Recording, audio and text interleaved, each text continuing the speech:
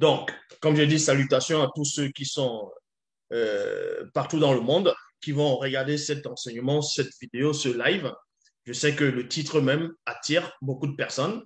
Les gens sont curieux, sont subjugués, vont dire waouh, qu'est-ce qu'il va encore raconter? Donc, ici, nous allons parler de ce fameux Jésus-Christ, Jésus de Nazareth, peu importe le nom qu'on va lui donner. Donc, le thème de l'enseignement d'aujourd'hui, c'est Jésus n'est pas le sauveur du peuple noir. Pourquoi? Vous savez qu'actuellement, un peu partout dans le monde, il y a des religions dites révélées. Il y a ce qu'on appelle des églises, soi-disant des réveils, qui polluent un peu l'Afrique. Ici, on va plus parler de l'Afrique, l'Afrique noire. Il y a beaucoup de mouvements, qu'on va dire, des chrétiens en Afrique actuellement. Et d'autres disent que Jésus, soi-disant, est le sauveur, que Jésus est venu les sauver. Mais sauver de quoi? Ils ne sont pas capables de vous le dire. Ils vont dire que Jésus est venu les libérer. Mais les libérer de quoi? Ils ne sauront pas. Et certains disent que Jésus est Dieu, que c'est Jésus qui est le Dieu le Père, qui est en même temps le Dieu le Fils, Dieu le Saint-Esprit. Ils croient à la Trinité, qu'il est une seule, c'est-à-dire trois personnes en une seule personne. Et ils vous disent que comme c'est le sauveur de l'humanité, et en même temps que Dieu aurait envoyé Jésus en tant que Fils unique pour sauver l'humanité. On va vérifier si cette information est réelle. Donc pour cela, je m'adresse à tout le peuple noir, à tous les noirs qu'on va appeler chrétiens, ou bien ceux qui ont la prétention de vouloir entrer dans ce qu'on va appeler le christianisme, de vérifier, parce que dans les Bibles classiques, il est dit dans Jean 3, 11, nous disons ce que nous savons et l'on rend témoignage de ce qu'on a vu, de ce dont nous avons pénétré en profondeur. Donc ici, nous allons aller dans Matthieu, chapitre 15, à partir du verset 21, je répète Matthieu, chapitre 15, à partir du verset 21, dans les Bibles classiques. Dans les versets que je vais donner aujourd'hui, c'est dans les versions classiques actuelles. Donc, on repart dans Matthieu, chapitre 15, au verset 21. On va vous démontrer ici que le soi-disant Jésus lui-même, selon les versions traduites, selon les versions bibliques, dit de sa propre bouche qu'il n'est pas, on va dire comme ça, venu pour vous. Parce que beaucoup de peuples acceptent ce Jésus comme sauveur en disant que c'est le Messie, le sauveur, il est venu les délivrer de la damnation éternelle, du péché, ainsi de suite. Mais vous allez voir que le peuple noir à qui je m'adresse, Jésus ne peut pas vous sauver. Il ne vous sauvera pas. Il ne vous connaît pas. Parce que non seulement ce personnage n'existe pas.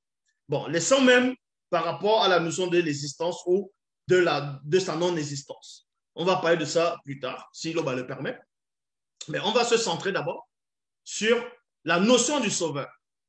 Donc, je m'adresse au peuple noir, à tous ceux qui se disent chrétiens, qui sont des noirs. Ce Jésus ne peut pas vous sauver.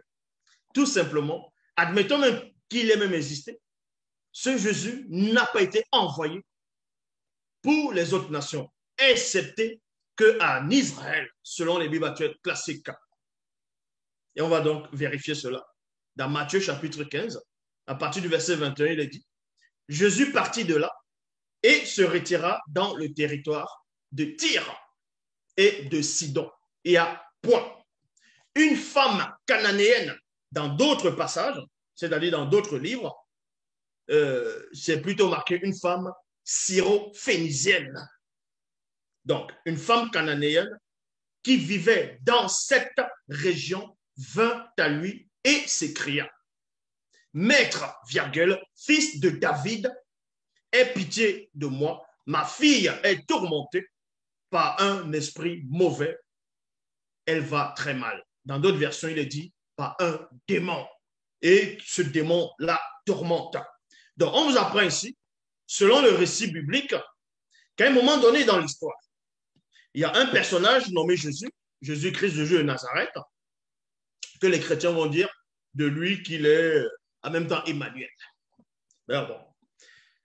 Qu'à un moment donné, ce Jésus est arrivé, il s'est retiré dans un territoire connu sous le nom de Tyr, de Sidon et de Sidon.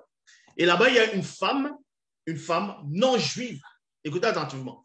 Une femme qui n'était pas juive, qui est venue voir le soi-disant prophète juif dans Jésus. Pourquoi? Parce que quand vous lisez même dans Jean chapitre 4, on va dire que le soi-disant Jésus a parlé à une femme samaritaine, et cette femme samaritaine a fait comprendre à, euh, bon, a fait comprendre à ce Jésus qu'il n'y a pas de relation entre les Samaritains et, euh, et les Juifs.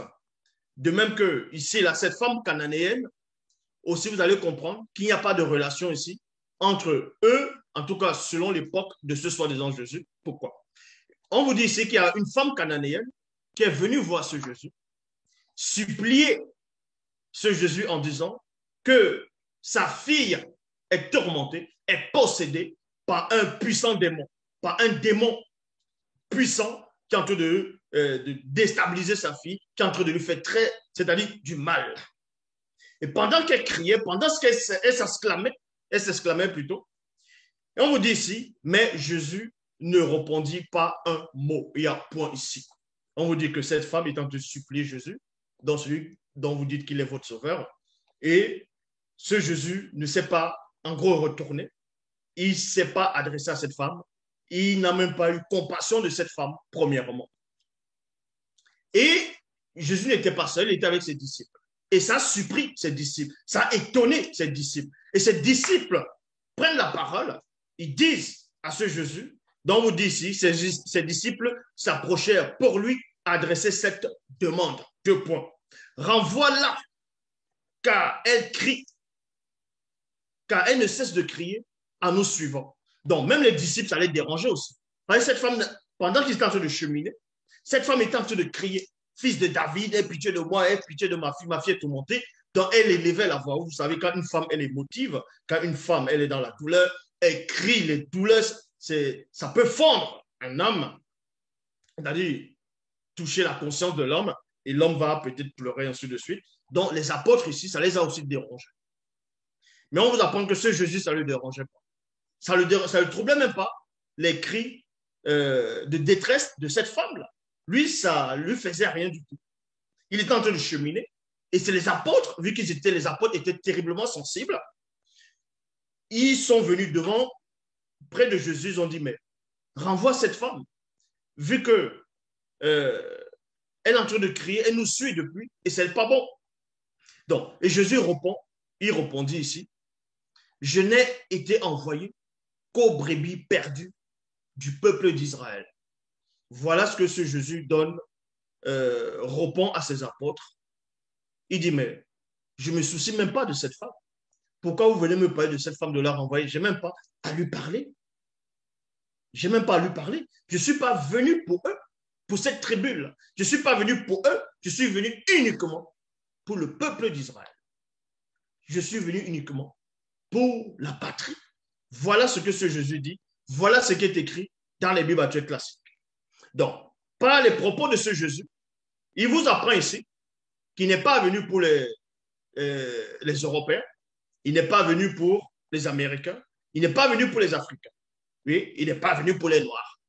Et selon les Bibles actuelles classiques, Jésus-Christ dit qu'il n'est pas venu pour les autres nations. Donc toi, le Noir qui me regarde, qui est chrétien à fond, qui prie ce soi-disant Jésus, Jésus dit ici qu'il n'est pas venu pour toi. Mais pourquoi tu dis qu'il est venu pour toi? Il t'a dit ça où? Qu'il est venu pour toi.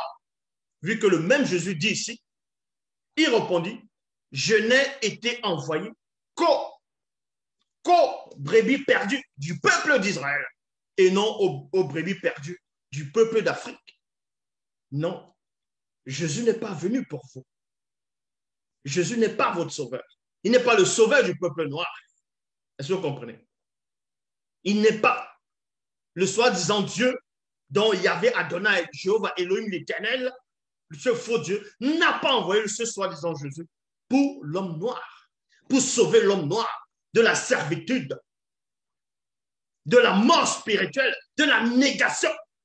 Non, puisque ce Jésus ne vous connaît pas. Voilà ses propos. De toute façon, on voit en Afrique, ils remplissent les églises, ils disent que Dieu m'a dit, que Jésus m'a dit. Mais le Jésus dit ici, dans les Bibles classiques, que le soi-disant Dieu l'a envoyé uniquement pour le peuple, pour ceux de la maison d'Israël, uniquement. Voilà ce que ce Jésus dit. Donc, si une autre personne vient dire autre chose, Vu que vous dites que Jésus est la vérité, il est le chemin, il est la vie, parce que selon les Bibles baptistes, on dit qu'il dit cela, et qu'il est le même aujourd'hui éternellement. Mais s'il dit quelque chose de sa bouche, et qu'un disciple ou une autre personne va venir vous, soi-disant, donner la révélation, pourquoi vous allez croire à d'autres personnes et refuser de croire ce que ce soi-disant Jésus est en train de dire ici, qu'il est venu uniquement pour les brebis perdues de la maison d'Israël? Et on va dans la Bible du Semeur, il est dit, c'est à quoi il répondit, ma mission se limite, parce que selon les Bibles baptistes classiques, quand Dieu, on va dire comme ça, selon les Bibles baptistes classiques, quand Dieu l'envoie, Dieu lui donne une mission, mais sa mission a une limite, mais pas l'esprit, parce qu'on ne donne pas l'esprit avec mesure, mais sa mission a une limite. Et il vous le dit ici, il dit, ma mission se limite qu'aux brebis perdues du peuple d'Israël. Il y a point ici, du peuple d'Israël.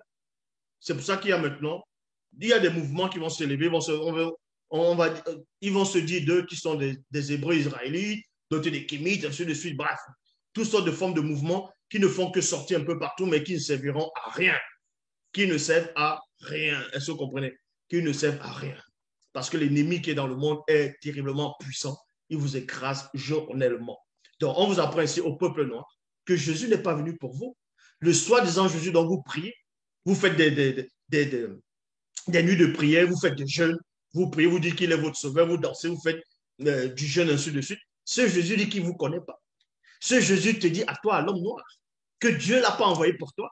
Dieu n'a pas envoyé Jésus pour toi. Puisque Jésus dit que sa mission est limitée, se limite uniquement aux brebis perdues de la maison d'Israël. Je sais qu'actuellement, beaucoup de ceux qui se disent chrétiens noirs, qui sont en train de m'écouter, qui sont en train de regarder cet enseignement, vont essayer de chercher des versets qui vont vouloir contredire ce que le passage que je viens de lire. Donc, vous voulez chercher un verset d'un soi-disant apôtre qui va contredire ce que Jésus lui-même sort de sa bouche, selon les Bibles baptistes classiques. Ah, vous voyez que déjà, vous n'êtes même pas logique. Donc, ici, on va aller dans Bible, parole de vie. Il est dit, Jésus répond, Dieu m'a envoyé. Dieu m'a envoyé. Mais il ne dit pas ici qu'il s'est envoyé lui-même. Mais il dit que Dieu l'a envoyé. Dieu m'a envoyé seulement. Seulement. Le mot seulement, ça veut dire quoi? Vous allez sur Internet, vous n'avez pas besoin de sortir de l'école, de la grande école spirituelle de Zouloula, ou bien d'Adva, de Saint-Cyr, ou bien, je ne sais pas, dans d'autres formes d'école. Vous n'avez pas besoin d'avoir Bac plus, c'est pas Bac plus 3 ou bien la licence pour savoir que quand on dit seulement, c'est seulement une chose. Donc, je bois seulement un verre d'eau. C'est-à-dire que je ne veux pas boire 2 verres. Je ne veux pas boire 3 verres. Si je dis que Dieu m'a envoyé uniquement pour boire l'eau qui est contenue dans ce verre, je ne veux pas boire les autres eaux, les autres, en gros, l'eau qui se trouve dans d'autres verres. Ça, je ne le ferai pas. Parce que si je le fais, je vais désobéir à celui qui m'a envoyé. Puisque dans Nombre 23, 19, on vous dit, selon les Bibles baptistes classiques, que Dieu n'est point un homme pour mentir, ni un fils d'homme pour se repentir. Donc, si déjà vous les chrétiens, vous dites que Jésus c'est Dieu lui-même, mais il va se désapprouver, alors comment? Donc, Jésus dit ici, dans les Bibles baptistes classiques, dans Bible Parole de vie, Jésus répond, Dieu m'a envoyé seulement pour les gens d'Israël, qui sont comme des moutons perdus. Il le dit. Dans la traduction Edmond Starfait, il dit, alors il prit la parole, 2 points. C'est seulement aux brebis perdues de la maison d'Israël que j'ai été envoyé. C'est seulement. C'était ça le deal avant de descendre. Parce qu'on vous dit dans Philippiens 2, 59 que ayant en vous les sentiments qui étaient en Jésus-Christ, lequel existait en forme de Dieu, il n'a point regardé comme il peut arracher des égal à Dieu, s'est dépouillé, il va prendre forme de serviteur en devenant semblable aux hommes, ayant paru comme un simple homme. Donc, vous voyez, il s'est humilié lui-même jusqu'à la mort, il est devenu semblable, c'est-à-dire, il est devenu plus bas, c'est-à-dire plus inférieur qu'à l'homme. Et dans la suite, on vous dit, c'est pour ça aussi que Dieu l'a souverainement élevé, parce qu'il a, soi-disant, accompli la mission de Dieu, selon les Bibles baptistes classiques. Donc, ce Dieu-là l'envoie pour quoi faire? Le Dieu dont vous dites qu'il est dans le Créateur et qu'il est le Père de Jésus, qu'en même temps il est Jésus, et vous dites qu'il est votre sauveur, Jésus dit ici que Dieu l'a envoyé seulement pour les gens d'Israël et non pour les Africains et non pour toi, le noir qui me regarde, et non toi, le noir qui me regarde, qui sort tous les dimanches, qui veille, qui prie les réunions de prière. Tu dis, ah, je vais voir mon pasteur, je m'en vais, la Bible dit, vous allez évangéliser. Vous évangélisez pour rien. Vous travaillez même pourquoi? Vous évangélisez pourquoi? Vous prononcez le nom de Jésus pourquoi? Ça vous servira à rien. Ça vous sert à rien. Vu que soit dans vos propres Bibles, on vous dit que Jésus ne vous connaît pas. Puisque sa mission s'arrête uniquement dans la maison, c'est-à-dire dans le peuple d'Israël. Uniquement. C'était ça le deal avec son Dieu, selon les Bibles. C'est pour ça qu'il a dit dans la traduction, et moi ça fait. Alors il prit la parole, 2 points, c'est seulement aux brebis perdues de la maison d'Israël que j'ai été envoyé. Donc, dans Matthieu chapitre 15, versets 25 à 26, il est dit, dans Matthieu chapitre 15, versets 25 à 26, il est dit, mais la femme vint se mettre en genoux devant lui et dit, Maître, aide-moi. Donc, on vous apprend que malgré que le soi-disant Jésus ait dit ouvertement que Dieu qui l'a envoyé, parce qu'il dit quoi? Que tout ce qu'il fait, tout ce qu'il dit ne vient pas de lui, mais de celui qui l'a envoyé. Et il dit ici que la mission qu'il est venu accomplir sur terre, donc l'œuvre qu'il est venu accomplir, vient de Dieu. Et que Dieu lui a donné une mission, que sa mission devait s'arrêter uniquement dans la patrie, dans la communauté d'Israël, pour ceux qui sont perdus dans la maison d'Israël. Vous voyez? Voilà ce qu'il dit. Cette femme a entendu cela. Mais elle vient quand même, elle poursuit. Et on vous dit ici dans Matthieu 15, 25 à 26, mais la femme vint se jeter aux pieds, aux genoux devant lui et dit, Maître, aide-moi. Dans le verset 26, le Jésus a entendu, cette femme a dit, aide-moi. Il y avait des gens autour. Les apôtres étaient là, il y avait du monde, les gens regardaient. Et Jésus lui répond maintenant à cette femme, il répondit, il n'est pas permis de prendre le pain des enfants et de le jeter aux petits chiens. Il n'est pas permis. Mais ça veut dire qu'il y a une loi, il y a un décret, il y a eu une interdiction avant que le soi-disant Jésus, selon les Bibles actuelles classiques, ne vienne accomplir la mission de celui qui l'a envoyé. Il y avait déjà un deal, il y avait un décret, il y avait une loi. Puis qui dit ici, il n'est pas permis. Mais c'est Dieu qui n'a pas permis que le miracle, les paroles, c'est-à-dire de repentance et ainsi de suite, soient données aux autres nations, uniquement au peuple d'Israël. Seul, ça devait seulement être transmis au peuple d'Israël. Donc d'où vient que les Noirs, ils sont là? Le peuple noir, ils sont en train de dire Jésus est le sauveur, Jésus les a sauvés, Jésus les a délivrés, qu'ils donnent pour Jésus, et ils sont en train de chanter, de faire les DVD, ils sont en train de crier. Quelqu'un dit ouvertement, les Bibles que vous lisez, il dit ouvertement de sa propre bouche sur les Bibles, qu'en gros, il ne vous connaît pas. Il n'a pas été, on ne l'a pas envoyé dans votre nation. On ne l'a pas envoyé. Je sais qu'il y a des Mongols qui vont dire, oui, mais dans Jean 3, dans Jean 3, 16, que Dieu a tant aimé le monde qu'il a donné son Fils unique, afin que quiconque, ça, on va revenir sur ça. Et vous allez voir que ça ne s'adresse même pas au peuple noir. Vous allez voir. Donc, vous comprenez par là que, selon les Bibles actuelles classiques, si tu n'es pas juif, tu ne peux pas recevoir le salut. Maintenant, d'autres vont prendre les versions. Les passants vont dire, oui, mais Paul a dit, maintenant en Christ, il n'y a plus juif, il n'y a ni juif, ni grec, ni ceci, ni cela, ni homme, ni femme. Donc, Paul vient contredire ce que le soi-disant Jésus dit. Donc, c'est ça. Donc, c'est Paul qui est devenu votre sauveur. C'est Paul qui est devenu votre parole d'évangile. Ce n'est plus Jésus. Donc, vous acceptez Jésus quand ça vous arrange, certaines paroles, mais quand ça ne vous arrange pas, vous acceptez ce qu'un autre apôtre va venir dire. le soi-disant apôtre Paul des Bibles actuelles classiques qui va contre la loi, puisque dans la loi de la circoncision a été instaurée dans les Bibles actuelles classiques par Dieu. Est-ce que vous comprenez? Selon, je dis bien selon les Bibles actuelles classiques, je ne dis pas selon la vérité, mais selon les Bibles actuelles classiques, par Dieu, à Abraham, selon ce qu'on veut nous faire croire, et qu'il a dit à Abraham que c'est une loi qui sera à perpétuité. À perpétuité, ça veut dire quoi? C'est-à-dire, tant que le monde existe, cette loi ne disparaîtra pas. Et que même les étrangers qui sont nés chez Abraham doivent être circoncis.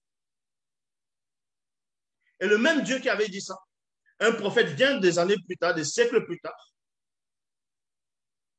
il va dire que Dieu n'est pas un homme pour mentir, ni un fils d'homme pour se repentir, donc pour revenir sur sa décision.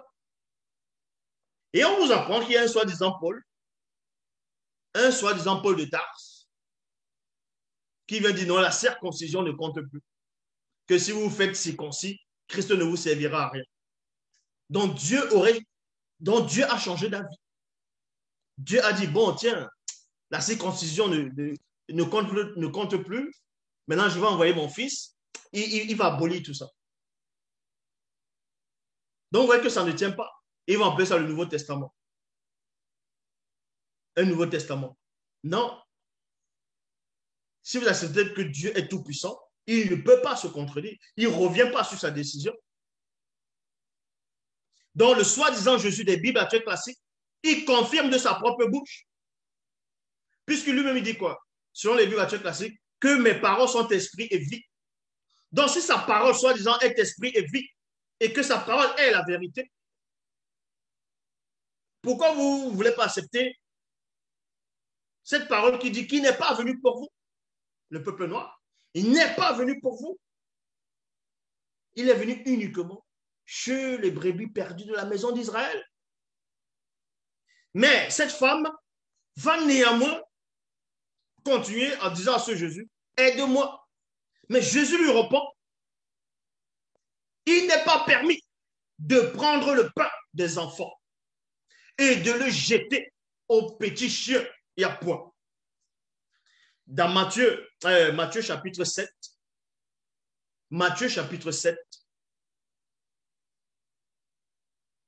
verset 6. Vérifiez.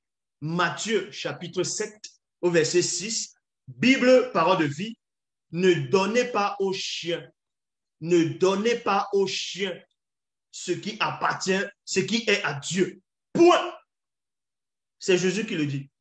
Dans Matthieu 7, 6. Ne donnez pas aux chiens ce qui appartient à Dieu.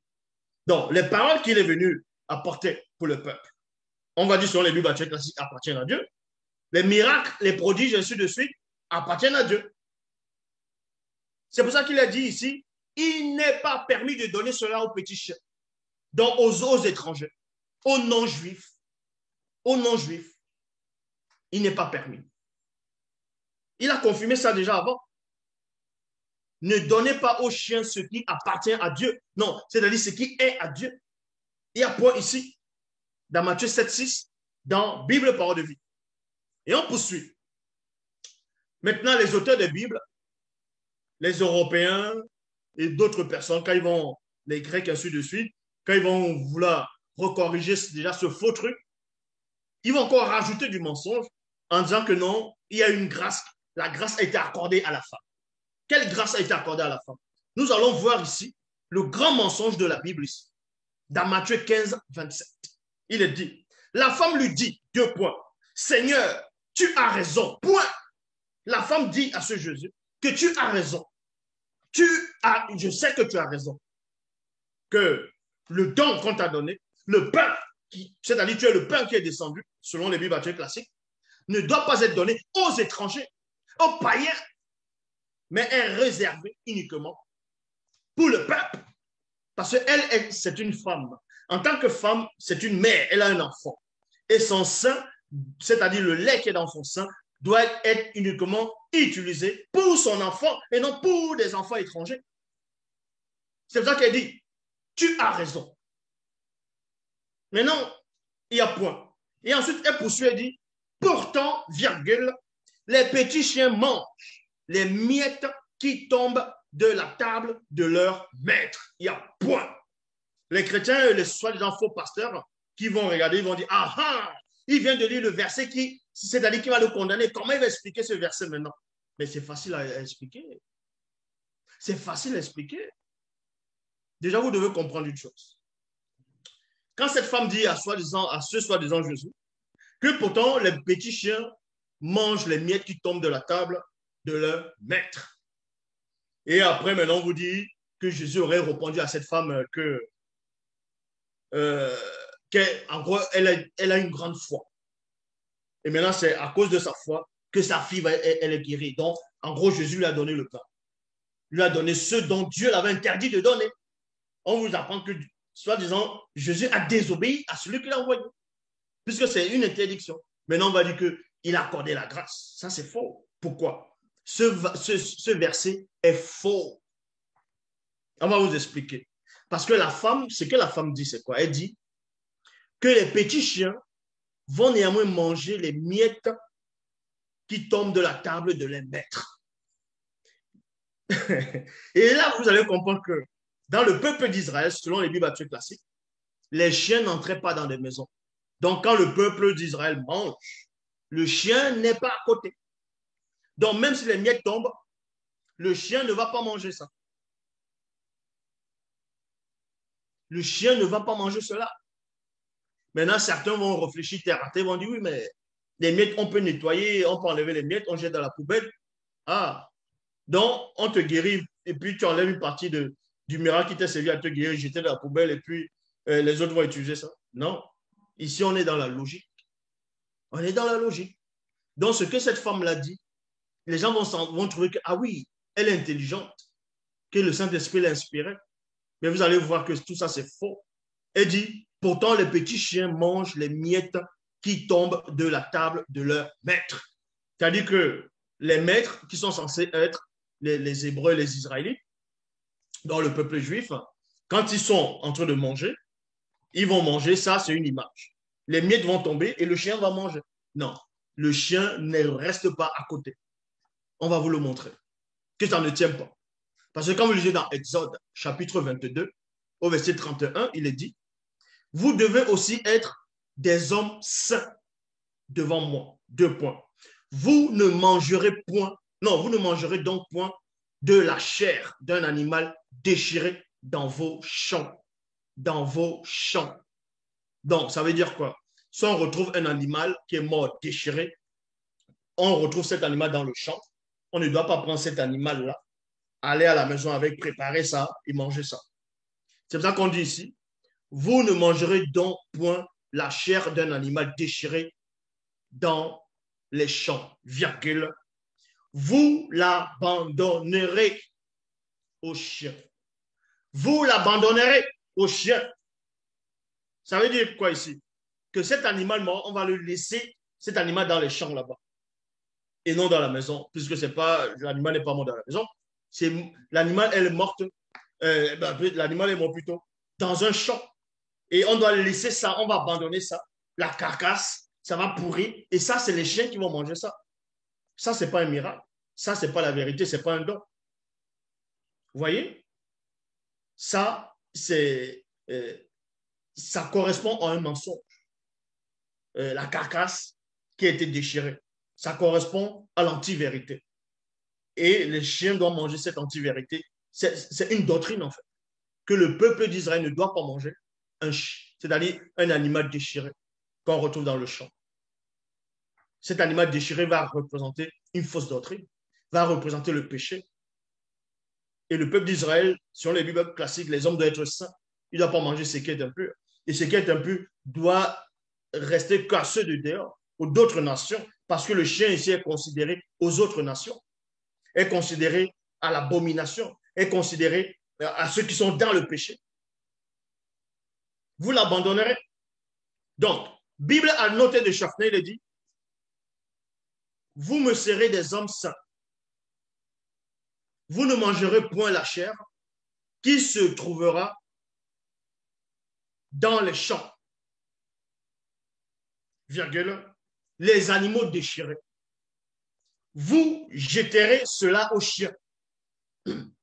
Mais ce qu'on est en train de donner aux chiens ici, là, ce n'est pas ce que le soi-disant Jésus a ramené. Ce n'est pas ce que on dit que Dieu aurait dit à Jésus de ne pas donner aux autres nations. Ce n'est pas de ça qu'il est question. Mais ici, on vous montre que quand le peuple d'Israël mange, même s'ils sont sur une table, il n'y a pas les chiens en dessous de la table pour manger les miettes. Les chiens sont dehors. Ils ne sont pas là où les maîtres vont manger. Donc, quand on dit que les petits chiens mangent les miettes qui tombent sur la table de leur maître, ça, on veut vous faire croire, comme en Europe, comme en Amérique, vous êtes dans une maison, vous mangez à table, allez, les os tombent, la viande tombe, le chien il est là, il est au salon, il est en train de manger, ou bien il est dans la salle à manger, il mange. Non. Pour le peuple d'Israël, le chien ne devait pas être dans la maison. Donc, ce que cette femme-là dit ne tient même pas. Ils sont venus juste de venir rajouter cela. Donc, on poursuit. Bible a noté de Chaffner, comme je dis ici, vous me serez des hommes saints. Vous ne mangerez point la chair qui se trouvera dans les champs, virgule, les animaux déchirés. Donc, ce sont les animaux déchirés qui se retrouvent dans les champs que le peuple d'Israël, qui est censé être saint pour Dieu, ne doit pas manger. Et c'est qui, c'est-à-dire, c'est par cela impur. Et ce qui est impur doit être jeté aux chiens. C'est-à-dire que les animaux impurs ne doivent pas entrer dans la maison du peuple d'Israël, des enfants d'Israël. Ne doivent pas entrer seul, ne doivent pas entrer. Donc, il n'y a rien de pur qui va tomber de la table. Dans 2 Rois, chapitre 9, au verset 10, il est dit, quant à Jézabel, personne ne l'enterrera, virgule, car les chiens la dévoreront dans le champ et non dans la maison, dans le champ de Zirel. Après avoir dit cela, le prophète ouvrit la porte et s'enfuit. Maintenant, on va dans Job pour vous montrer où le chien réside parmi le peuple d'Israël. Parmi le peuple d'Israël. Parmi ceux qui marchent selon Dieu. Parmi soi-disant où on dit que Jésus est venu. Dans Job, chapitre 30, au verset 10. Job, chapitre 30, verset 1. Bible du semeur, il est dit, mais hélas, aujourd'hui me voilà la risée des gamins, de gamins. Donc les pères étaient si méprisables que je n'aurais daigné les mettre avec mes chiens pour garder mon troupeau. Pour garder mon troupeau. Ça signifie quoi ici? On va aller dans une autre version, Bible second 21. Et maintenant, je suis un objet de moquerie pour de plus jeunes que moi. Pour ceux dont je méprisais trop les pères, pour les mettre parmi les chiens de mon troupeau. Les chiens de mon troupeau. Ça signifie quoi ici? On vous montre par là que le chien ne vit pas dans la maison. Et dans la maison où on mange et que les miettes peuvent tomber, le chien ne sera pas là. Donc ça, c'est faux. Les chiens restent dehors. Les plats, c'est dehors.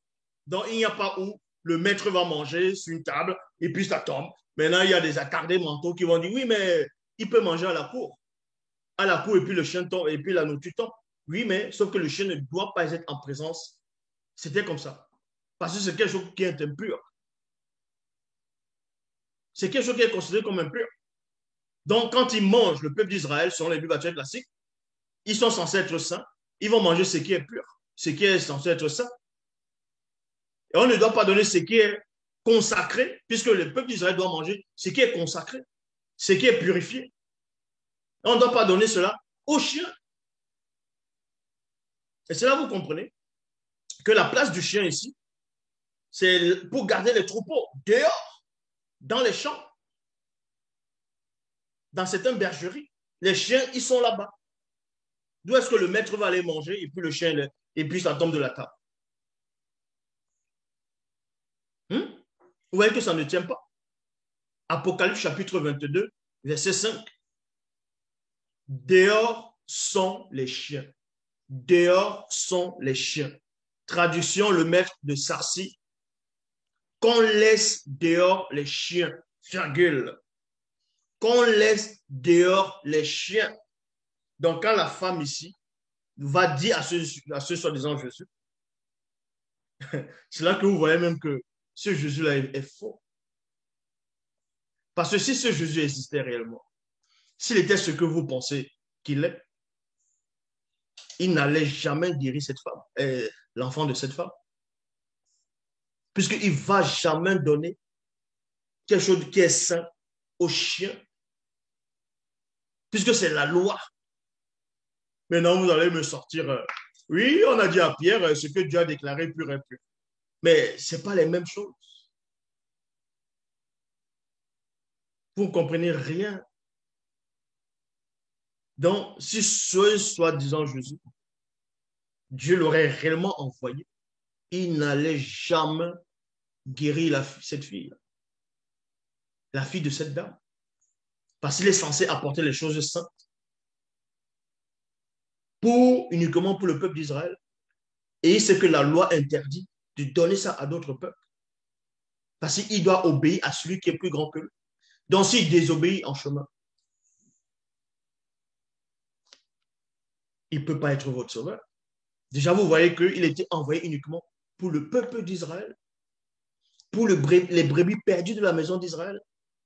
Donc, à vous, tous ces noirs là maintenant,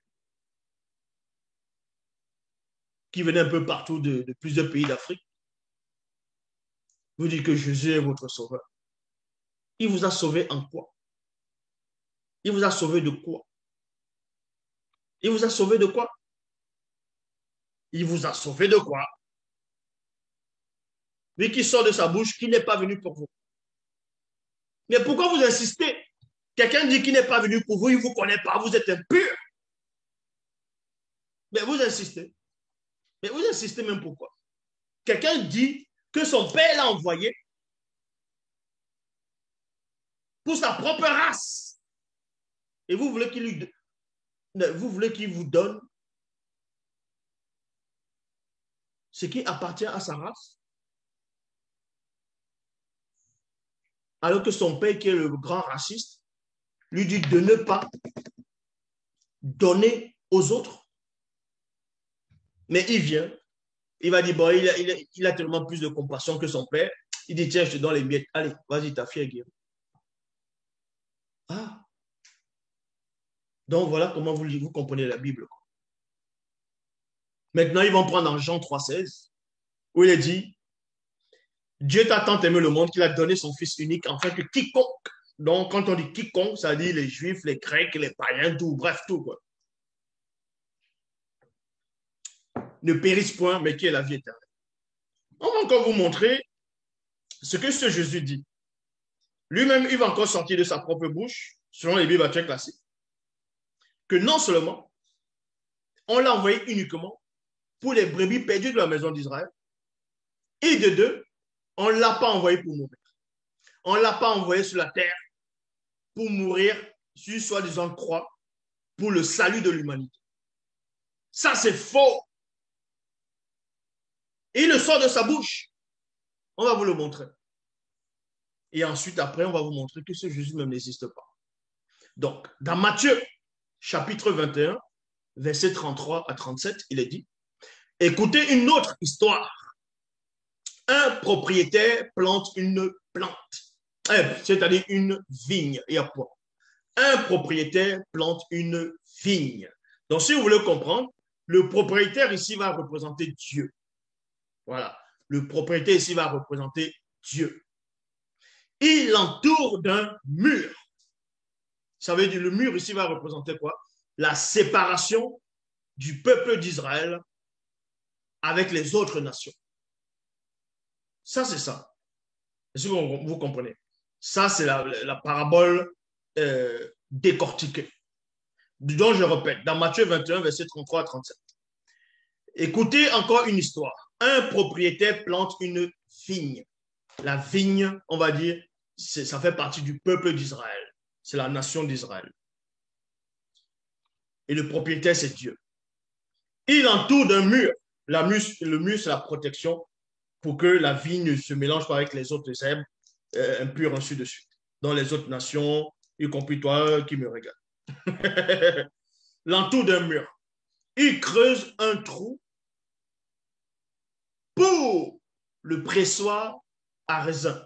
Il construit une tour pour surveiller la vigne. Pour surveiller la vigne. Ensuite, il laisse la vigne à des vignerons et il part en voyage. Il y a quoi? Donc, Dieu part en voyage. Ben oui, c'est pour ça que le monde est comme ça. Non? Donc, il part en voyage, il laisse les vignerons. Les vignerons, maintenant, vont représenter les ouvriers, vont représenter les pasteurs, pas les pasteurs de cette époque, hein, dont les bergers de l'époque, c'est-à-dire parmi la communauté d'Israël. Au moment où on récolte le raisin, parce que le raisin est mûr, le raisin maintenant va symboliser le peuple d'Israël. Parce que quand on va presser les raisins, il y aura du vin et le propriétaire aime boire du vin. Donc, le vin va représenter les œuvres, ainsi de suite, voilà. Donc, on doit récolter maintenant le raisin. C'est logique. Donc, le peuple d'Israël, qui va faire partie maintenant des raisins, c'est-à-dire la vigne, et ensuite les œuvres, en même temps, c'est eux qui sont des raisins, les raisins qui sont déjà mûrs. Vous voyez? Il envoie ses serviteurs vers les vignerons. Donc, il va envoyer les serviteurs, d'autres serviteurs, vers les vignerons pour venir voir, pour venir récupérer les raisins. Parce que les raisins sont mûrs. Pour aller chercher son raisin. Mais les vignerons prennent les serviteurs, ils frappent le premier, ils tuent le deuxième et ils font mourir le troisième à coups de pierre. C'est ce qui s'est passé. Quand vous lisez dans la Bible classique, dans ce qu'eux ils appellent l'Ancien Testament, on a lapidé certains, ils ont tué d'autres, ils ont frappé certains. Le propriétaire envoie encore d'autres serviteurs, plus nombreux que les premiers. C'est là où vous allez voir, il y a beaucoup de, même dans le livre de Juges, il y avait beaucoup des juges qui sont venus parce que le peuple d'Israël faisait du n'importe quoi. Vous voyez? Et que les prêtres qui étaient là aussi, ils étaient durs. Ils faisaient aussi, c'est-à-dire, les prêtres faisaient n'importe quoi dans plusieurs générations. Donc, on envoyait les serviteurs, les prophètes. On envoyait des prophètes, ainsi de suite. On les envoyait pour venir, en gros, récupérer les raisins dans le peuple d'Israël, ceux qui vont, voilà, pour sortir de la domination, parce que le raisin est mûr. On va les envoyer. C'est là que vous allez voir qu'il y a eu beaucoup de messagers qui sont venus. Donc, le propriétaire, ici qui va représenter Dieu, envoie encore d'autres serviteurs, plus nombreux que les premiers, mais les vignerons les font la même chose. Les vignerons, à l'époque de ce soi-disant Jésus, vont représenter les pharisiens. Vont représenter les pharisiens. Et le peuple d'Israël, qui ne connaissait pas la loi, qui ne connaissait plus la loi, qui ne connaissait pas la loi, pauvres maudits selon les pharisiens, c'était des raisins. Et la nation, c'est la vie. Donc, et c'est là vous comprenez. Enfin, le propriétaire leur envoie son fils en disant, donc, selon cette histoire, le soi-disant Jésus, il raconte une histoire sous forme d'image, mais en parlant directement aux pharisiens, que ça, cette image-là, cette histoire, ça s'adresse à vous. Et que le fils de la parabole, c'est lui, le soi-disant Jésus, que maintenant il dit ici, que Dieu l'envoie. Vous voyez? Enfin, le propriétaire les envoie son fils en disant, ils respecteront mon fils et non ils tueront mon fils. Donc, Jésus dit ici que, soi-disant, sur les Bibles classiques, que Dieu l'aurait envoyé, non pas pour qu'il meure. Est-ce que vous comprenez? Non pas pour qu'il meure sur une croix, non pas pour qu'il se fasse fouetter, mais on l'a envoyé, puisque avec les miracles qu'il va accomplir, parce qu'il sera, on va dire selon les bibliothèques classiques, un fils prodigieux dont les vignerons, les pharisiens, les mauvais prêtres, ainsi de suite, les mauvais prêtres, quand ils vont voir, ils vont dire, hey, celui-là est différent des prophètes, celui-là est différent des autres serviteurs que nos ancêtres et que nous-mêmes on a connus. Lui-là, respectons-le quand même. Parce que la doctrine qu'il va apporter, respectons-le. Parce que tout ce qu'il fait, c'est pour ça que Nicodème dit, nous savons que tu es un docteur venant de Dieu. Car aucun ne peut faire toutes ces choses si ce n'est Dieu qui est avec lui. Donc, pour dire que lui, là, il est différent. Donc, à cause de sa différence, on doit avoir peur. On doit respecter celui-là. Donc, dans les propos de ce soir de Jean Jésus, il vous apprend que Dieu ne l'a pas envoyé pour qu'il meure. Donc, d'où vient la doctrine qui veut que Dieu a envoyé son Fils unique afin que quiconque croit en lui, c'est du n'importe quoi. Lui-même, il sort encore de sa propre bouche selon les Bibles classiques qu'on l'a envoyé uniquement dans la vigne, dans cette vigne-là, qui est toujours Israël. Les autres vignes ou bien les autres, la forêt, ça ne compte pas. On l'a envoyé, le Fils, dans la vigne pour venir chercher les raisins. Et on vous apprend ici, ils respecteront mon fils. Et à point. Déjà, le propriétaire dit, tiens, je vais envoyer mon fils. On va le respecter là-bas. Parce qu'ils sauront que c'est mon fils. Donc, on vous dit que le propriétaire qui représente Dieu dans l'histoire de ce que Jésus est en train de dire, d'ailleurs, il n'a pas pu voir qu'on allait, on allait fouetter son fils.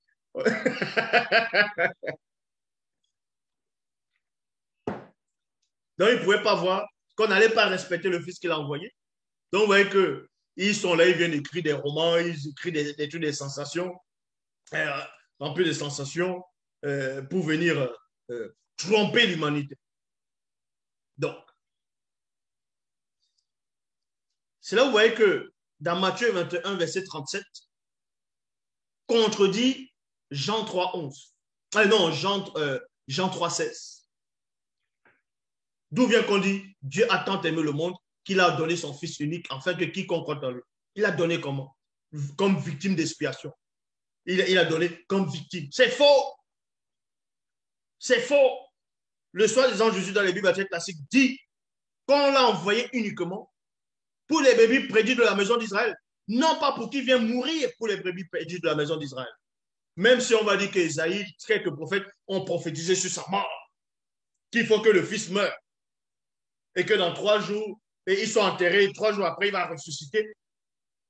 Tout ça, c'est faux. Vu que sa mission, c'était quoi?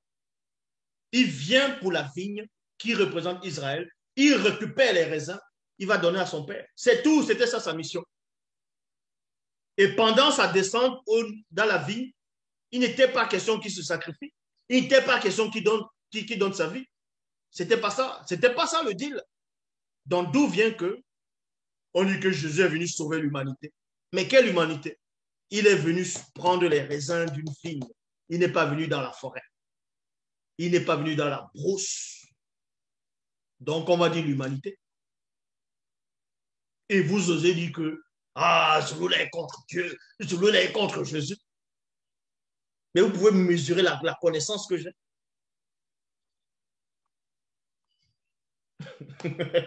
Donc, et on vous dit ici, mais dès que les vignerons aperçurent le Fils, il se dit entre eux, voici l'héritier.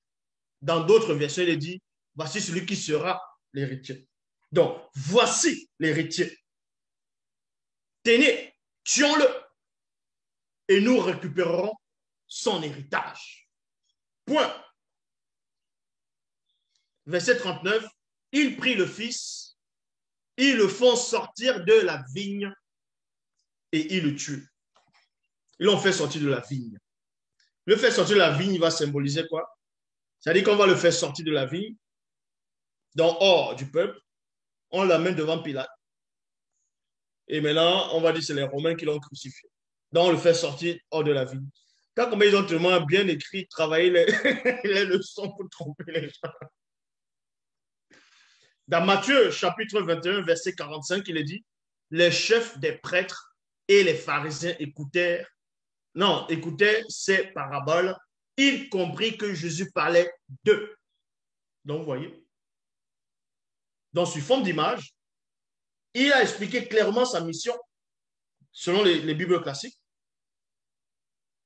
que Dieu ne l'a pas envoyé pour d'autres vignes, ou bien pour la forêt, ou pour la savane, mais pour une vigne qui était entourée, qui ne devait pas se mélanger, et pour venir chercher les raisins. Pour venir chercher les raisins. C'est tout. Donc, d'où vient que tu viens chercher les raisins, et après, pop, tu dis, bon, tiens, je vais aussi prendre un petit goyave, je vais prendre une mangue, je vais prendre un pamplemousse, et on presse tout, et puis le propriétaire va boire, pensant qu'il va aimer le goût, là. Mais vous ne comprenez même pas la spiritualité. Quand on vous dit la spiritualité est une question de race, pensez qu'on le dit parce qu'on veut le dire.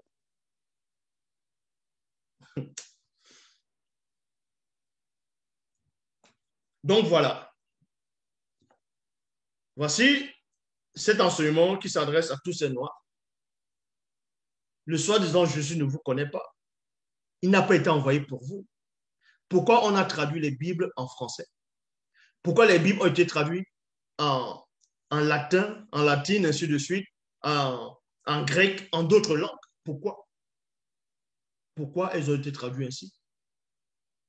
Au départ, les soi-disant récits des faux juifs ne devaient même pas être traduits pour d'autres peuples.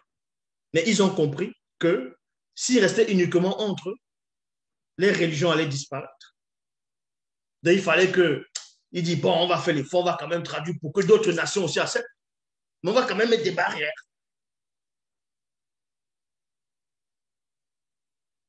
Et là, vous dites que vous êtes des païens, que Dieu vous a fait grâce, il a envoyé son fils, et vous êtes reconnaissant, parce qu'on vous a sauvé. Ouais, vous n'avez même pas honte. Regardez-moi les pauvres, les misérables. On vous a sauvé. On vous a sauvé de quoi? Des faux cheveux, des faux ongles, de ce que vous êtes. Vous décapez la peau. Vous êtes complexé. Vous faites vomir. Jésus le matin, Jésus à midi, Jésus le soir. Jésus, c'est qui? Vous allez me dire, oui, mais tu avais fait une vidéo, tu as dit que tu as vu Jésus. Oui, j'ai vu Jésus, le démon, qui prend l'apparence de Jésus. Oui, ce démon, je l'ai vu. Et alors?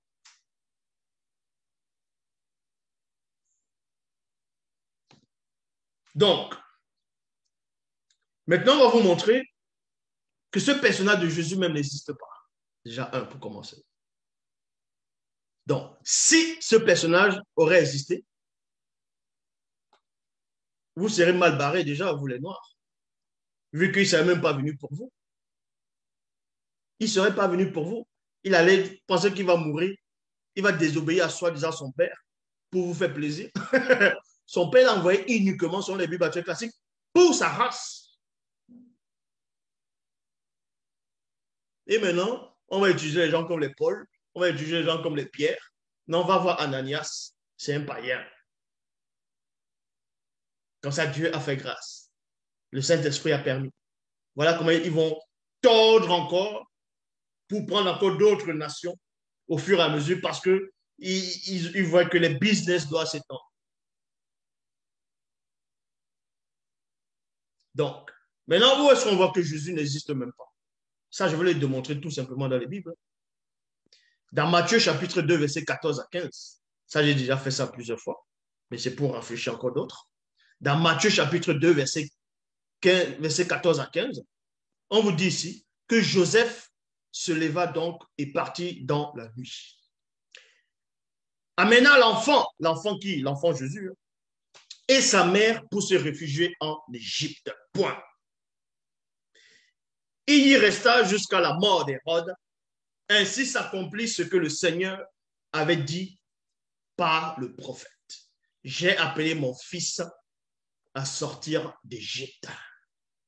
Et beaucoup de chrétiens, des faux pasteurs, ils viennent, ils disent, La Bible dit, the Bible sait.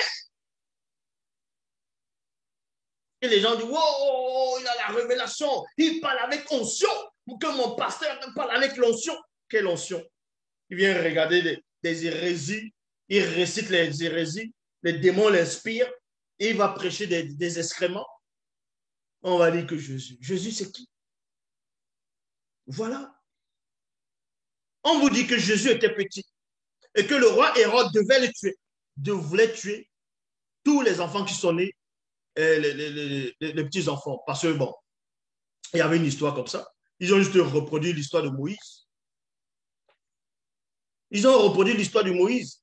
Cette histoire des Hébreux que Moïse allait délivrer le peuple d'Israël en Égypte n'a même pas eu lieu. Ça, je l'ai démontré. Je l'ai démontré et cette vidéo existe encore.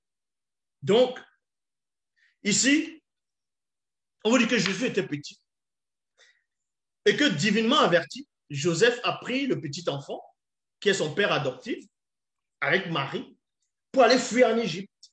Ils ont fui en Égypte.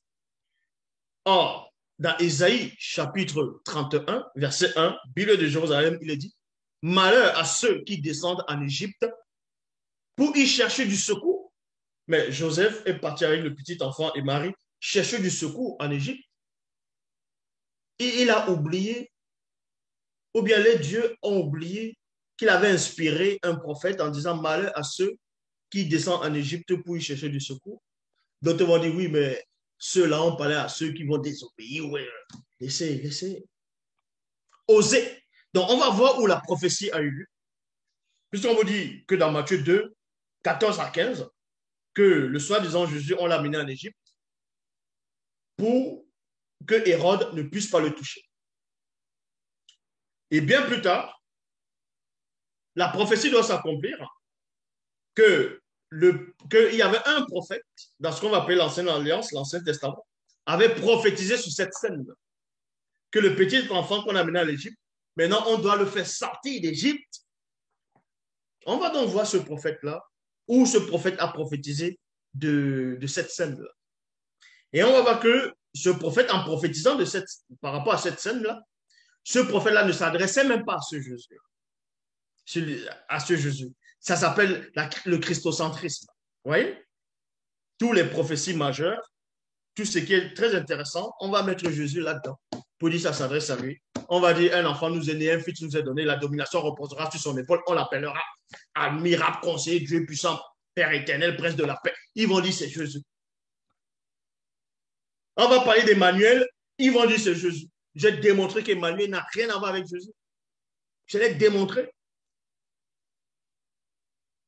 Donc, Matthieu chapitre 2, verset 15 est faux.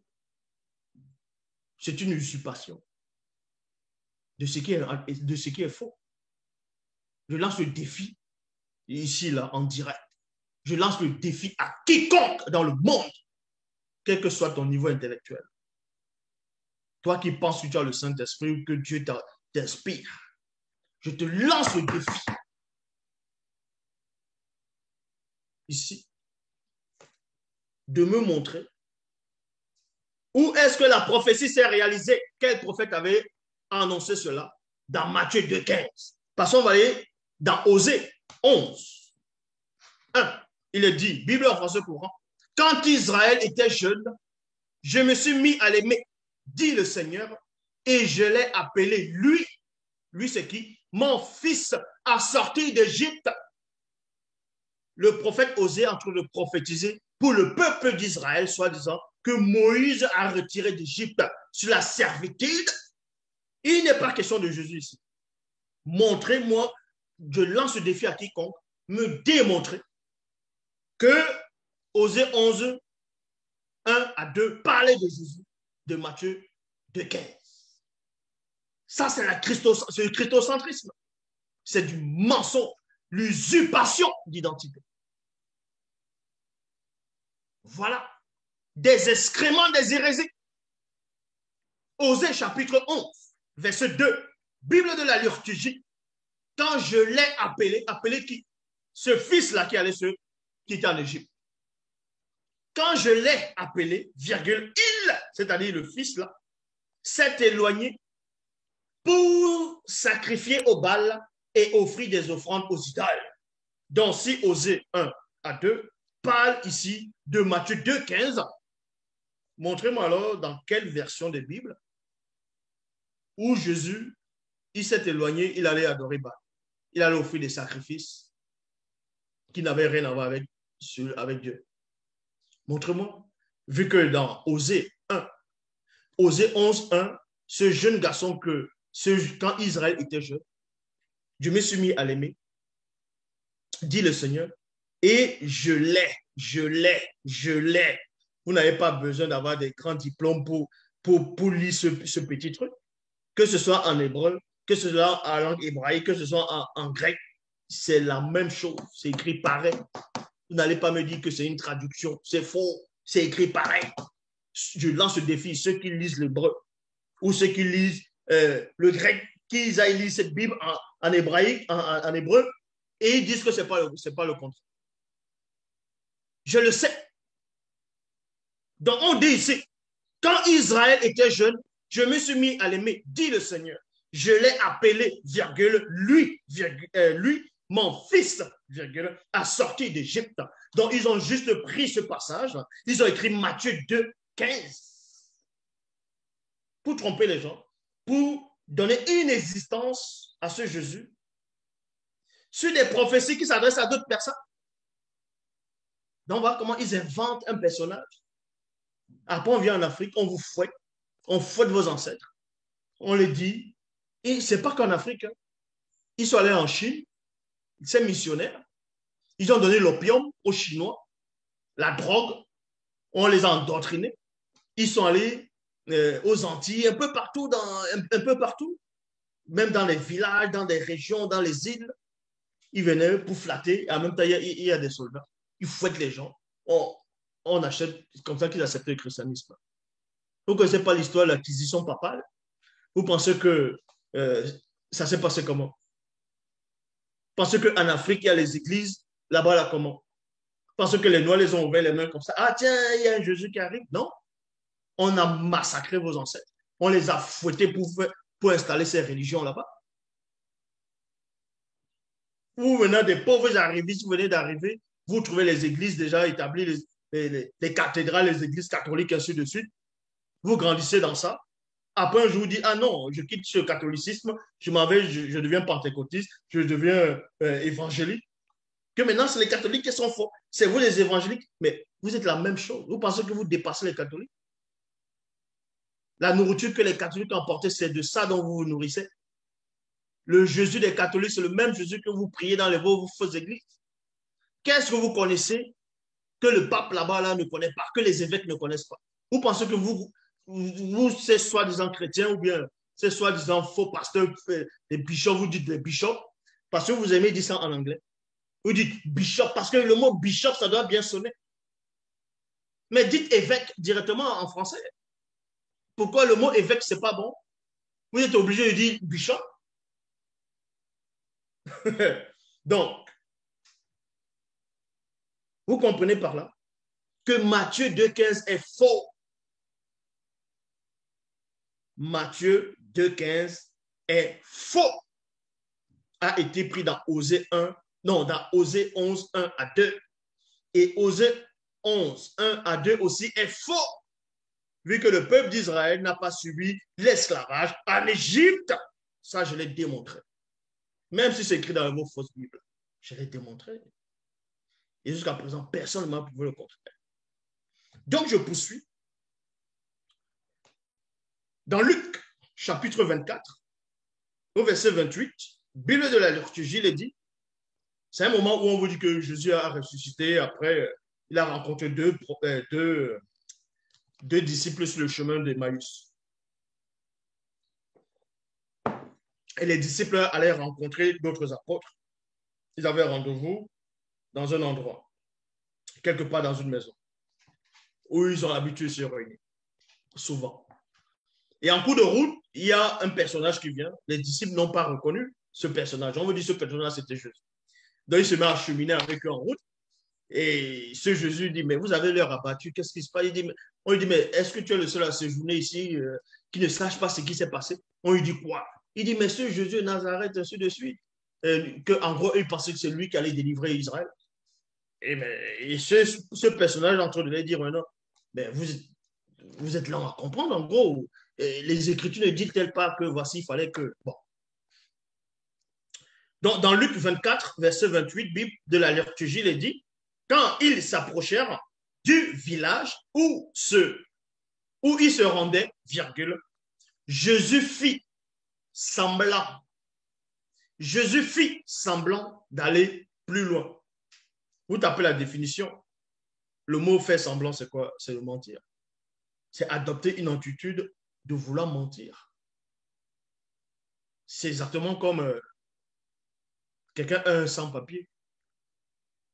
Il est en train de marcher et la police le surveille, la police dit vos papiers. Il sait que dans sa poche, il n'a pas de papier. Mais il met quand même la main pour essayer de chercher ses papiers. Il est en train de faire semblant, de faire croire aux policiers qu'il a les papiers dans la poche, il est en train de chercher. Ça, c'est un menteur. Donc, Jésus a fait semblant d'aller plus loin pour voir la réaction de ces deux disciples-là. Et ça, c'est un mensonge. Faire semblant, c'est adopter une attitude de vouloir et mentir. Traduction, King James. Et il faisait comme s'il voulait aller plus loin. C'est toujours faire semblant. Bible en français courant, Jésus fit comme si il voulait poursuivre sa route. Maintenant, il y a des attardés qui vont dire, oui, mais dans la Bible, lu second, dans d'autres versions, il n'est pas écrit comme ça, c'est écrit fait mine d'aller plus loin. C'est la même chose. Là. Si vous ne connaissez pas les mots, le français, vous retournez à l'école. Ça veut toujours dire fait semblant. Point. Donc Jésus fait semblant, parce que c'est un menteur. Exactement comme Satan. Satan, il fait semblant. C'est tout. Il fait semblant. Et voilà comment ce Jésus va encore se bourrer. Votre Jésus, il se gourre. Parce qu'on dit qu'il est l'Écriture, que la parole a été faite chair. Mais si la parole a été faite chair, et que c'est lui qui est la parole, et que lui, en tant que parole, il a inspiré les prophètes, mais il ne va pas contredire ses prophètes. Il ne va même pas oublier. Il ne va pas se contredire. Il ne va pas oublier la propre loi que soi-disant vous dites qu'il a déjà inspiré aux prophètes. Dans Jean 3,13, on vous dit que Jésus parlait avec Nicodème. Et dans la conversation, il dit à Nicodème que personne n'est monté au ciel. Il y a virgule. Sinon, celui qui est descendu du ciel, le Fils de l'homme qui est dans le ciel. Il y a point. Et les gens vont dire, wow, les gens vont lire, ils vont être contents. Alors que vous ne comprenez même pas que ce passage-là vous montre que Jésus n'existe pas. Pour des nouvelles personnes qui n'ont pas compris ce passage, je vais lire, je vais décortiquer. En fait, que vous soyez un peu intelligent et éclairé. Dans Jean 3,13, il est dit, personne n'est monté au ciel. Ça veut dire aucun homme n'est monté au ciel. Aucun homme, aucune créature n'est monté au ciel, virgule. Sinon, celui qui est descendu du ciel, virgule. Donc, il dit par là que personne n'est monté au ciel, à part lui-même qui est descendu du ciel, c'est-à-dire il a la capacité de remonter après. Mais il précise, il dit, le Fils de l'homme qui est dans le ciel. Donc, il veut par là dire ici qu'avant de descendre, il était déjà Fils de l'homme. Vous voyez comment ils ont écrit cela? Et les gens ne comprennent pas ce que ça veut dire. On veut par là dire ici que Jésus, avant de descendre sur terre, la première fois, parce que d'autres vont dire, oui, il est descendu, c'était lui qui était le rocher, il est de la christocentrisme, il est venu au temps d'Abraham, ainsi de suite. On vous dit ici que Jésus dit dans sa propre bouche, pas sa propre bouche dans les Bibles classiques, que personne n'est monté au ciel. Déjà, ça c'est faux. Il y en a qui sont montés au ciel. Et ça, on va le montrer, il y a des versets qui existent. Donc, ce Jésus a oublié qu'il y avait des gens qui étaient montés au ciel. Non, ce n'est pas qu'il a oublié. C'est que ce personnage de Jésus n'existe pas. Et au moment où les gens ont écrit cet évangile-là, c'est-à-dire écrit là, que personne n'est monté au ciel, c'est parce qu'ils n'avaient pas encore accès aux écrits, à d'autres écrits. Est-ce que vous comprenez? Ils n'avaient pas accès à d'autres écrits où il y avait déjà des gens qui étaient montés au ciel. Ils n'avaient pas accès à ça. Et c'est d'autres personnes bien plus tard qui ont eu accès à ça, qui ont, des années après, fait des canons mélangés, des livres, plein de livres, les livres ça, que ce soit Genèse, Exode, ainsi de suite. Ils ont mélangé. Après, ils ont dit, ah ouais, ça, c'est pas bon. Ils ont maintenant mis les notes en dessous pour faire la liaison. Vous voyez? Parce que ce n'est pas les mêmes personnes qui écrivent. Chacun vient, il met ses idées, son histoire. Il dit, non, moi, je pense que non, il n'y a que le Fils seul qui est monté au ciel. Aucun homme n'est monté. Ce n'est pas possible. Parce qu'ils n'ont pas su, ils n'ont pas entendu l'histoire d'Enoch. Ils n'ont pas entendu l'histoire d'Élie. Il y a des Mongols qui vont venir dire, ouais, mais Dieu a tué Élie, Dieu a tué. Non, mais, oh, mais ça fait comment de ne pas être intelligent? Eh bien, ça fait comment d'être vous? Donc, Jésus dit ici que personne n'est monté au ciel. Ça, c'est faux. Il y en a qui sont montés au ciel. Donc, il ment déjà. Il ment. C'est un menteur. Il ment. Il ne sait pas. Sinon, celui qui est descendu du ciel, le Fils de l'homme qui est dans le ciel. Mais le Fils de quel homme? Donc, Dieu, c'est un homme maintenant. Vu qu'on dit ici que c'est le Fils de l'homme qui est dans le ciel, c'est ce Fils de l'homme qui est descendu du ciel qui le dit, et c'est lui qui remonte au ciel. Puisqu'il dit, si ce n'est celui qui est descendu du ciel, le Fils de l'homme qui est dans le ciel. Soit il se dissocie de ce Fils de l'homme et qu'il y a un Fils de l'homme qui est monté au ciel. Parce qu'en même temps, Enoch, dans l'une des versions d'Enoch, on l'appelle aussi Fils de l'homme dedans. Donc, où vous allez me dire qu'il veut parler d'Enoch ici? Il dit, personne n'est monté au ciel si ce n'est le Fils de l'homme qui est dans le ciel, si ce n'est Enoch qui est monté au ciel. Mais dans ce cas, si, admettons, ce soit ça, il a oublié qu'Élie aussi est monté au ciel. Il aurait pu dire, si ce n'est Enoch, le fils de l'homme, ou bien les deux fils de l'homme, des hommes, c'est-à-dire les deux fils de l'homme, ou bien le fils de l'homme et Élie. Mais ici, les auteurs des Bibles veulent qu'on parle de lui, fils de l'homme, en tant que lui, c'est lui ici. Et ça, c'est faux. Hébreux, chapitre 11, verset 5. Enoch a cru en Dieu, alors il était enlevé dans les cieux. Maintenant, les gens vont dire, oui, mais Jésus n'a pas dit dans personne n'est monté aux cieux, mais dans le ciel. Mais Hébreux 11, 5 dit que Enoch était enlevé dans les cieux pour ne pas connaître la mort. Mais on va aller dans la Bible de l'épée. Il est dit, par la foi, Enoch fut transporté au ciel pour qu'il ne vit point la mort. 2 Rois, chapitre 2, verset 11.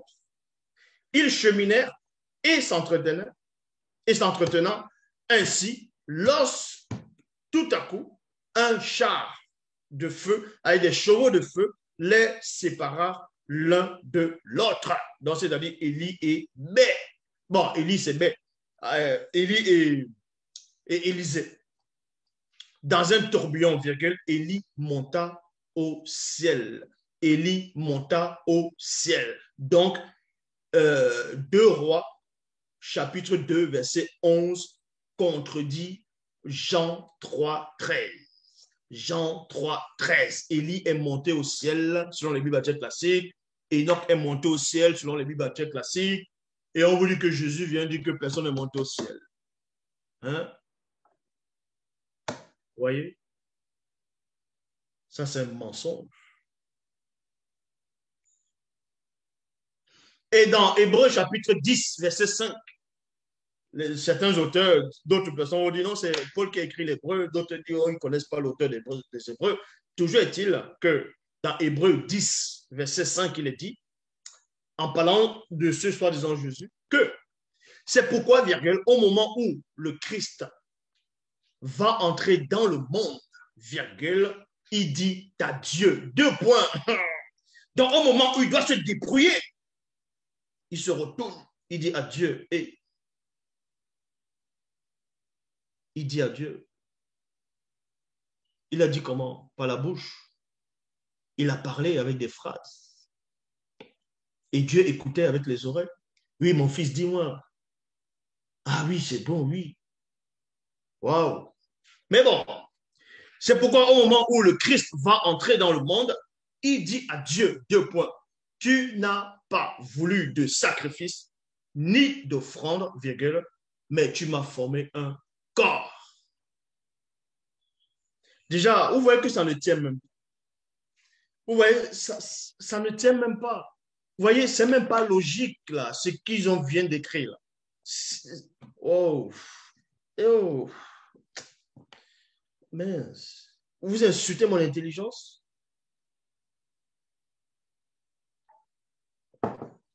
C'est pourquoi, au moment où le Christ va entrer dans le monde, virgule, ça veut dire qu'il n'est pas encore entré dans le monde.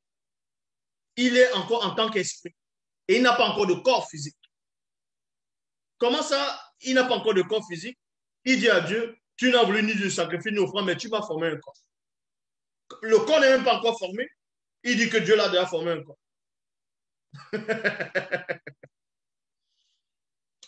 Traduction David Martin. C'est pourquoi Jésus-Christ, en entrant au monde, vous voyez, en entrant dans le monde, a dit, tu n'as voulu ni sacrifice ni offrande, mais tu m'as approprié un corps. Tu m'as approprié un corps. On veut dire que ça s'adressait à Jésus, que c'est Jésus qui a dit ça à Dieu. Mais on va donc voir où cette prophétie a eu lieu. On va voir d'où est-ce que ça vient, ce passage. C'est dans Psaume 40, verset 7, il dit, tu ne désires ni sacrifice ni offrande, tu m'as ouvert les oreilles, tu ne demandes ni holocauste, ni victime expiatoire. Expiatoire, il y a point. Et Psaume 40, verset 8 à 13, Bible Observer, il est dit, alors j'ai dit, deux points, voici je viens, il est écrit de moi dans le rouleau de ton livre, il y a point. Mon Dieu, j'ai pris plaisir à faire ta volonté et ta loi est au-dedans de mes entrailles. J'ai annoncé ta justice dans la grande assemblée. Vous voyez, on va dire que c'est Jésus maintenant, qu'on a te prophétisé sur Jésus. Ça, c'est faux, puisqu'on va lire tout le verset, tout le chapitre, tout le passage. Voici, je me tiens. Voici, je ne tiens pas mes lèvres fermées. Tu le sais, ô Éternel, je n'ai point refermé ta justice au-dedans de mon cœur. Je dis ta fidélité et ta délivrance. Je n'ai point caché ta bonté ni ta vérité à la grande assemblée. Toi, ô Éternel,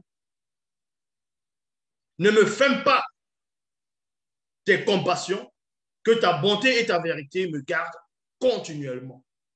Il n'a pas fini, il poursuit. On veut dire que la prophétie, que c'est, on parle de Jésus. C'est Hébreu qui dit ça. Psaume 40, verset 13. Donc, là, c'était Psaume 40, verset 8 à 13, dans d'autres versions. On va aller maintenant. Car mes os sans nombre, bon, là, c'est dans... oui, on va aller maintenant dans Psaume, toujours. Dans d'autres passages, il est dit, car mes maux sans nombre m'ont environné. Mes iniquités m'ont atteint. Donc, le personnage qui parle ici dans Psaume 40, c'est toujours, selon Hébreu, c'est la même personne dont on fait allusion dans Hébreu. Dans Hébreu chapitre 10. Vous voyez? Mais sauf que le personnage ici dans Psaume 40, dont on veut faire passer, dire que c'est Jésus, ce personnage avoue ici qu'il a des iniquités, donc il a des péchés. Il dit, mes iniquités m'ont atteint et je ne puis les voir. Elles surpassent en nombre les cheveux de ma tête. Et le cœur me manque. Iniquité, ça veut dire quoi? Ça veut dire dérèglement. illégalité, injustice, péché, usurpation.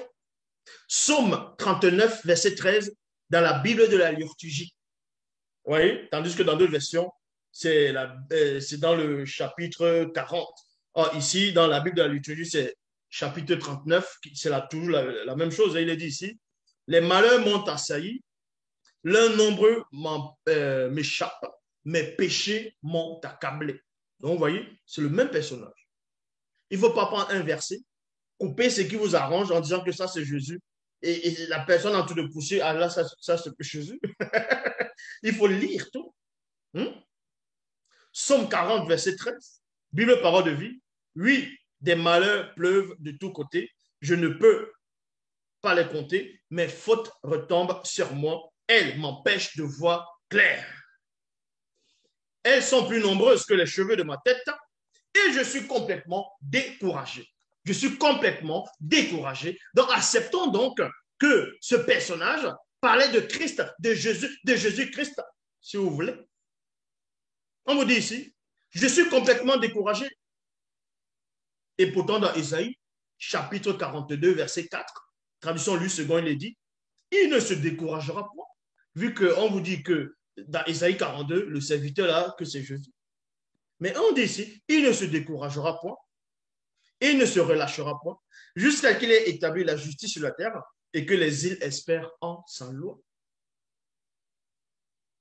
Maintenant, dans Somme, chapitre 37, verset 28, il est dit, car l'Éternel aime la droiture et il n'abandonne pas ses bien-aimés.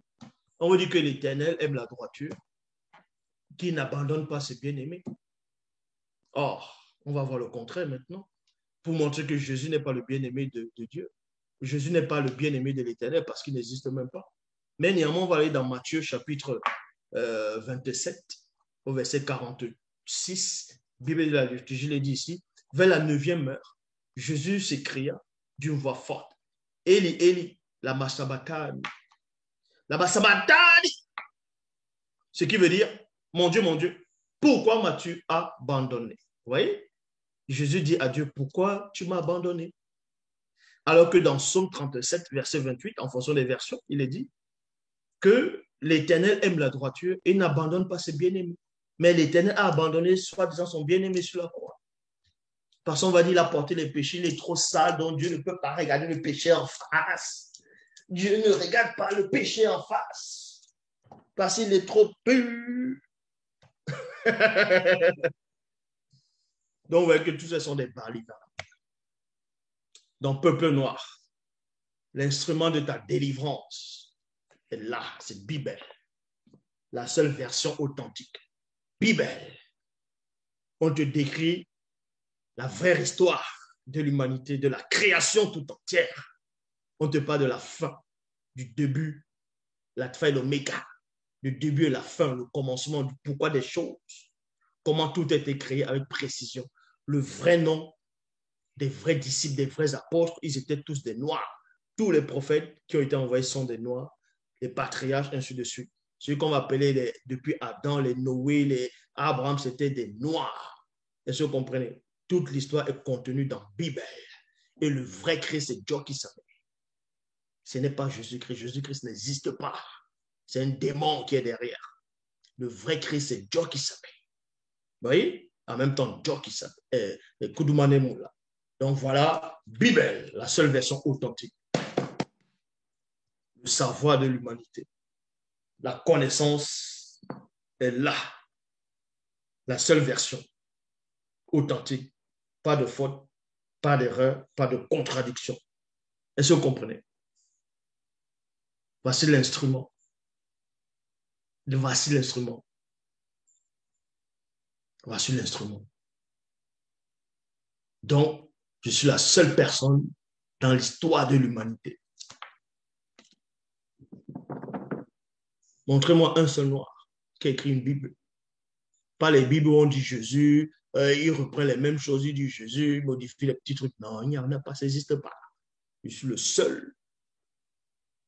Est-ce que vous comprenez? Je suis le seul. Plus de 1000 pages. Ça a dépassé les 1000 pages. Plus de 1000 pages.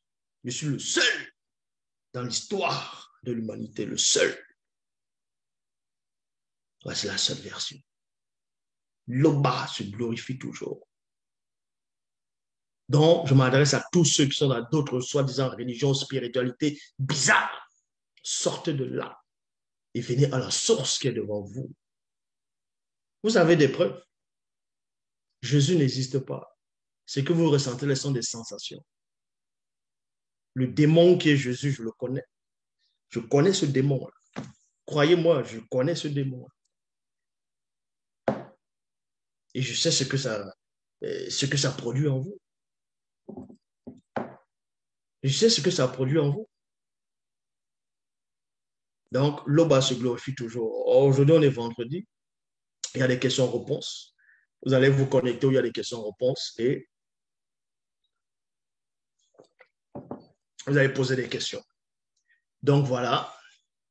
À plus tard.